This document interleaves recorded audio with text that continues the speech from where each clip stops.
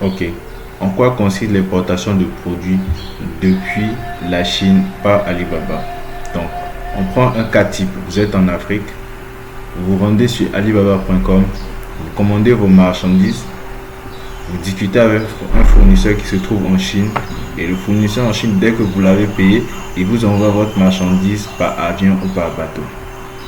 Pour certains, le procédé peut paraître complexe quant à comment discuter avec le fournisseur, à qui il enverra et comment le produit viendra dans ma main, dans mon pays de résidence.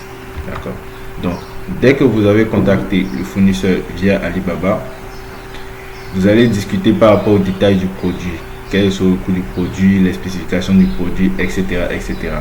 Donc, au lieu que le fournisseur vous envoie directement le produit dans votre pays de résidence, ce qui va vous compliquer la vie parce que le coût sera très cher, vous allez gérer tout ce qui concerne la douane, etc. Il y a ce qu'on appelle des transitaires, des personnes qui ont des entrepôts en Chine et qui s'assureront de vous faire venir vos marchandises dans votre pays de résidence à moindre coût. Donc, dès que vous avez procédé au paiement au niveau du fournisseur, vous allez donner au fournisseur l'adresse de votre transitaire qui se trouve dans le pays, c'est-à-dire en Chine.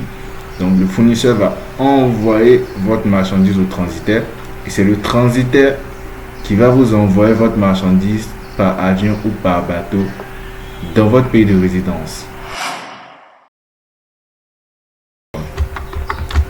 Alibaba.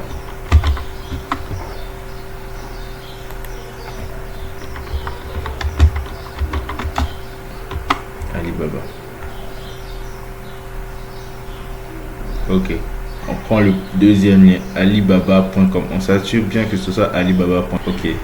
Dès que la page a chargé, la première des choses à faire, c'est de changer la langue. On vient ici, on fait traduire.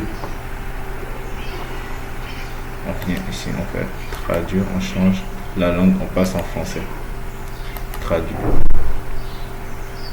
Ok. Donc, une fois que la page est traduite, on vient dans connexion. Donc, il y a l'option de connexion. Il y a également l'option de connexion par, comment on appelle ça? Par email. Donc, moi, je vous conseille de passer par email parce que c'est plus rapide et c'est plus simple et sécurisé. Là, Google s'occupe de tout, vous n'avez plus rien à faire. Donc, on va passer. Ok. Je choisis mon email. Je fais continuer. Et c'est bon, c'est aussi simple que ça. Je viens de me connecter et d'avoir un compte sur Alibaba. Une fois que le compte est créé, on va paramétrer Alibaba de sorte à avoir les bonnes informations. Vu que notre transitaire il se trouve en Chine, on va laisser ça sur livrer en Chine. Livrer à et on laisse Chine ici. Maintenant, au niveau de la langue et la devise, on va prendre le français. On prend le français et comme devise, on prendra le franc CFA.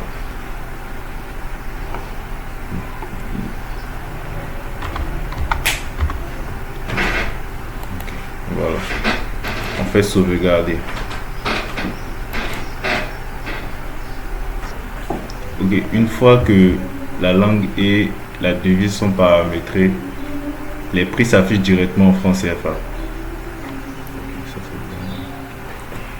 Ok, une fois les paramètres du compte, le prix et la devise bien paramétrés, la prochaine étape, c'est la recherche de produits.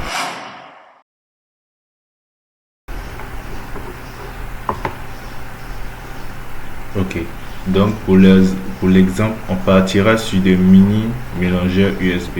Donc on tape mini mélangeur USB.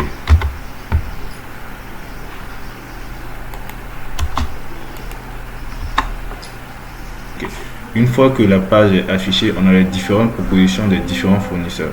La partie qui nous intéresse, c'est la partie filtre. C'est la première partie qui doit nous intéresser.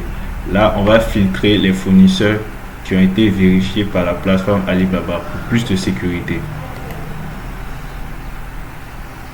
Ensuite, il y a ce qu'ils appellent Trade Assurance sur Alibaba. Ça protège les clients ainsi que les fournisseurs quant aux transactions qui seront faites. C'est-à-dire que quand vous faites des commandes, vos commandes sont assurées par Alibaba en cas de problème. Donc on va filtrer ça aussi, on va cocher. Fusionner les résultats, etc. Avis boutique. Ok. On va filtrer par rapport aux avis. On va prendre ceux qui ont des avis de 4,5 et plus. On continue. On laisse le filtrage par prix parce que ça va dépendre de vous. On laisse le filtrage par région, etc., etc. Ok. Donc dès que le filtrage a été appliqué, on voit tout de suite que tous les fournisseurs ici sont déjà vérifiés. Ils sont déjà tous vérifiés. Donc on va regarder en fonction des prix ce qui va nous arranger. Pour l'exemple, on prend celui-ci. Je clique. D'accord. Donc une fois que la page a chargé, la première partie importante c'est celle-ci, la partie des prix. Donc vous voyez que en fonction du nombre de pièces que vous allez commander, voilà le prix à l'unité. Donc entre 1000 pièces et 4000 pièces, le prix sera de 3000. Entre 5000 et 9000 pièces, le prix sera de 2000. Et dès que vous commandez plus de 10 000 pièces, le prix avoisinera les 2700. Mais ce n'est pas un prix fixe, c'est tout à fait négociable. Ensuite, vous avez les vidéos du produit ici. Voilà. Maintenant, tout ce qui concerne les caractéristiques du produit figure ici. Donc, vous avez toutes les informations techniques du produit. Et c'est la même chose pour tous les produits que vous avez commandés sur Alibaba. Il y aura toujours cette catégorie caractéristique du produit. Vous pouvez voir les avis. Les avis qui ont été laissés sur... Il n'y a pas encore d'avis ici. Mais il y a des avis sur la boutique. Ok. Donc, pour d'autres produits que d'autres personnes ont commandés. Donc, vous pouvez contrôler les avis pour voir si c'est un fournisseur qui propose des produits de qualité, s'il a un bon service, etc. Ensuite, vous avez la catégorie fournisseur. Là, vous avez toutes les informations concernant votre fournisseur. Le nom de son entreprise, il a le badge vérifié. Ça veut dire qu'il a été vérifié par la plateforme Alibaba. Il a fourni ces informations. On sait où il est, etc., etc. Donc, il a le score de sa boutique, 4,9 sur 5. Donc, c'est un très bon score. Le taux de livraison, 90%. Le temps de réponse. Et la recette qu'il a fait liée à l'exploitation des produits. Ça veut dire que depuis qu'il est sur la plateforme, combien il gagne, etc. Donc, il a 340 000 $. Donc, c'est à vous de prendre le temps de bien lire, de bien consulter les informations avant de contacter le fournisseur.